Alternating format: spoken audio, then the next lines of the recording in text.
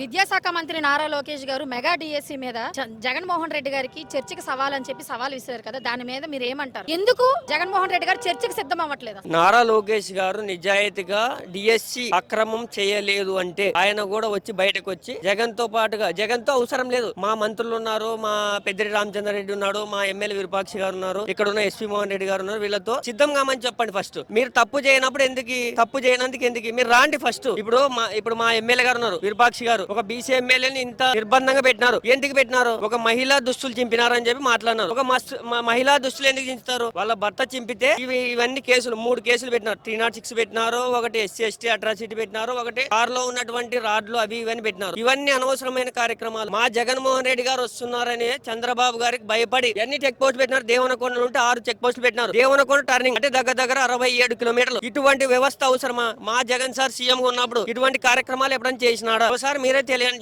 చెప్పండి మేడం. మళ్ళీ జగన్మోహన్ రెడ్డి గారు వచ్చే అవకాశం ఉందని మీరు అనుకుంటున్నారు? అసలు 100% వస్తాడు. 2029 వచ్చేది పక్క. వీళ్ళకి సినిమా ఏముంటుందో 2.0 ఏముంటుందో జగన్మోహన్ రెడ్డి గారు కూడా చూపిస్తారు. మీరు జగన్మోహన్ రెడ్డి గారు వస్తుంది అంటున్నారు, మరి చంద్రబాబు నాయుడు గారు వచ్చే ప్రసక్తే లేదు, ఒక్క సీటుకే పరిమితం చేస్తామని చెప్పి అంటున్నారు కదా.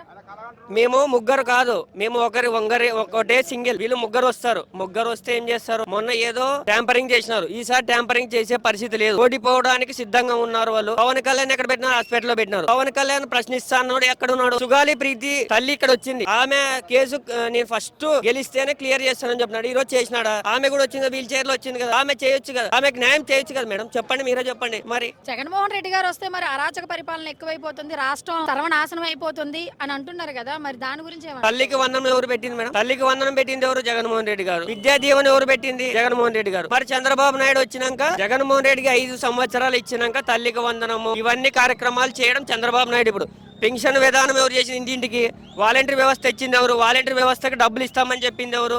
ప్రతి 15,000 రూపాయలు ఒక వాలంటీర్కి ఇస్తామని చెప్పి ఎక్కడ ఇచ్చినారు? ఇప్పుడు ప్రతి మహిళకు 1,500 ఇస్తానన్నాడు. ఎక్కడ ఇచ్చినారు? చెప్పండి మేడం. రీసెంట్ గా హోమ్ మినిస్టర్ అనిత గారు దిశ చట్టం కాదు, ఇది దిశ బిల్లు మాత్రమే అని చెప్పేసి అంటున్నారు కదా, ఆ దిశ బిల్లు ఎంత వరకు జగన్మోహన్ రెడ్డి గారి హయాంలో అమలైంది? 100% గా కర్నూలులో కూడా దిశ చట్టం మీద ఒకటి ఓపెన్ చేసిన దిశ చట్టం సంబంధించి దాని గురించి కూడా తెలుసుకోండి ఒకసారి. వాళ్ళకి తెలుసుకోమను. దిశ చట్టం అనేది ఒక జగన్మోహన్ రెడ్డి గారి హయాంలోనే జరిగింది, మళ్ళీ జరగలేదు. ఇప్పుడు ఎక్కడ ఉన్నారు? అమ్మాయిలని ఏదో రేప్ చేస్తున్నారు, అమ్మాయిని చంపుతున్నారు. ఏ దాంట్లో ఏ కేసు పెట్టినారు చెప్పండి. ఇప్పుడు మహిళల ఇప్పుడు చిప్పగిరిలో ఇట్లా జరిగింది, నియమకాల్లో జరిగిందని వాళ్ళు మాట్లాడుతున్నారు, కానీ దాని గురించి మాట్లాడిన వాళ్ళు ఎవరు లేరు. విరూపాక్షి గారు ఎటువంటి వ్యక్తి అనేది ఒక జిల్లాకే కాదు, ఒక రాష్ట్రానికి ఈరోజు తెలుస్తుంది. జగన్మోహన్ రెడ్డి గారు వస్తే తెలుస్తుంది.